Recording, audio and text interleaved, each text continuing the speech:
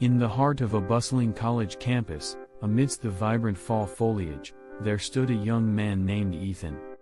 He was tall with fair skin, his blue eyes carrying a weight of uncertainty.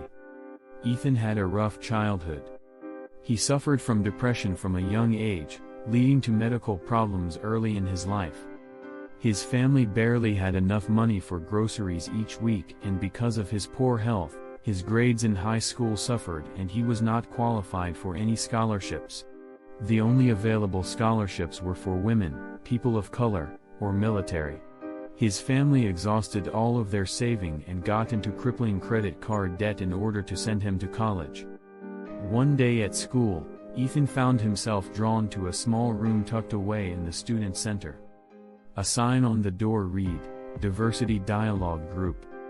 Hesitant yet compelled, Ethan pushed open the door and stepped inside. The room was filled with a diverse array of students, each with their own unique backgrounds and experiences. As Ethan took his seat, he felt a knot form in his stomach. Would they see him as just another entitled white guy, he wondered? The discussions began, voices rising and falling like a symphony of perspectives.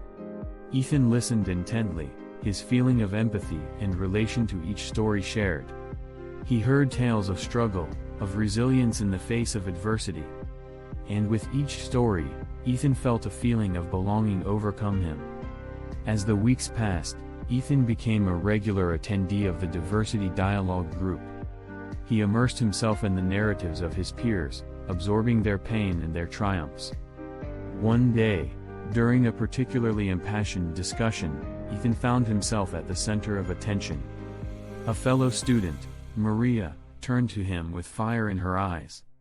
"You may think you're an ally," she said, her voice trembling with emotion, "but you'll never truly understand the struggle. You'll never know what it's like to walk in our shoes." They then told Ethan that they all had agreed that it would be better if he no longer came to the group sessions because they didn't feel safe around a white male. One of the students even said that they hated white people, and that they were the cause of all the world's problems. Ethan then said, "That's ridiculous, there are good and bad people in every part of the world, plus I have done nothing but sit here every week and listen to you all because I feel like I can relate and it makes me feel accepted for once." The group laughed and told him he has never had a hard day in his life, and to go take his inherent racism and misogyny somewhere else, like the golf course or the bank to count all his money from mommy and daddy.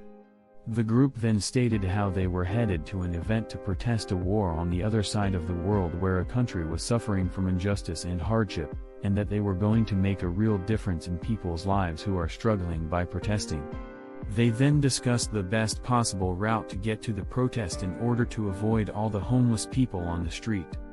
Ethan never showed up for the group after that day, though weeks later as he passed by the door on his way home from class, he noticed a new sticker had been added outside the door. "No room for hate."